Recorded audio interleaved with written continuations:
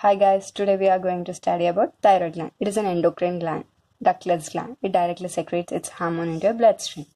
Now we have to see morphological structure of thyroid gland. It consisting of two lobes connected by an isthmus. It appears like a butterfly-like structure. Microscopically, it's consisting of two types of cells, that is thyroid follicular cells and parafollicular cells. From thyroid follicular cells, T3 and T4 hormones are secreted. From parafollicular cells, calcitonin is secreted. Now we have to see the functions of these hormones. T3 and T4, there are thyroxines. They will maintain all about the systems like CNS, CVS, respiratory, gastrointestinal tract. It all increases their appetite or respiratory rate, arrhythmias, the heart rate is all increases. Calcitonin, which is used to maintain the calcium level in the body. Now, pituitary gland, where it involves like mechanism. Pituitary, which is present in the brain, it consisting of two lobes, anterior and posterior. It stimulates the thyroid hormone with the help of thyroid stimulating hormone. Then it leads for the secretion of these three hormones.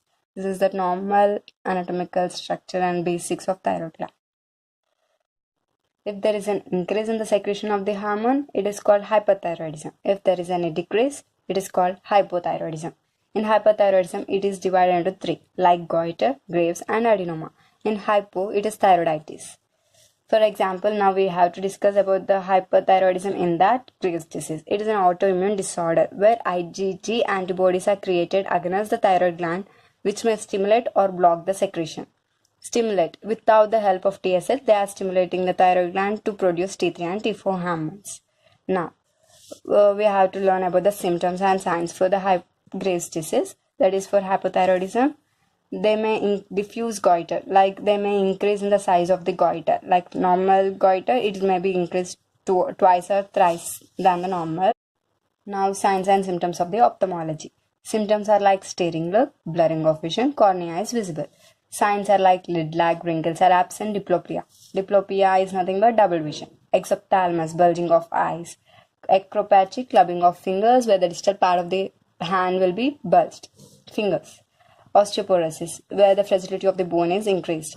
Pretibial myxedema, where pink or bluish like patches are seen over the thigh region, that is tibial region, where hair follicles are more. Reproductive. The reproductive activities are reduced, or like infertility, abortion may be seen in those patients. Libido, loss of libido will be there. Neuromuscular system, that is CNS is most stimulated. Restlessness and tremors are seen in that area. Severe dyspnea, arrhythmias, and pulse rate. Treatment of Graves' disease includes drug therapy, ophthalmopathy, and dermopathy. In dermopathy, betamethasone is used for acropathy and pretibial myxedema. In ophthalmopathy, methylcellulose and artificial tears are used. Drug therapy, it includes three antithyroid drugs, radioactive ablation, and surgery. In antithyroid drugs, carbamazole, methimazole is used for 12 to 18 months, but it should not be used in the pregnancy and lactating mothers. Propylthiouracil, it can be used for all the patients. The mechanism of action is it will not convert the T4 hormone into T3. In relapse conditions, L-thyroxine of 0.1 mg along with antithyroid drugs are used for about 12 to 24 months.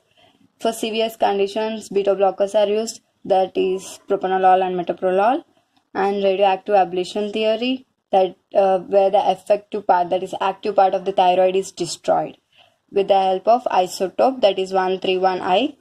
If there is no improvement, we have to increase the dosage in 3 months. There is a lag period, that is between the radiotherapy and the effect on the thyroid gland. During that period, we have to use beta blockers and antithyroid drugs. In subtotal thyroidectomy, except the small part of thyroid gland, rest of thyroid gland is removed. It is mostly done in large goiters. If it is relapsed for a longer times, small nodules. During this condition, this therapy is used. Before surgery, the patient should have the euthyroid, that is normal thyroid, with the help of beta blockers and antithyroid drugs for about 2 weeks before. Thanks for watching.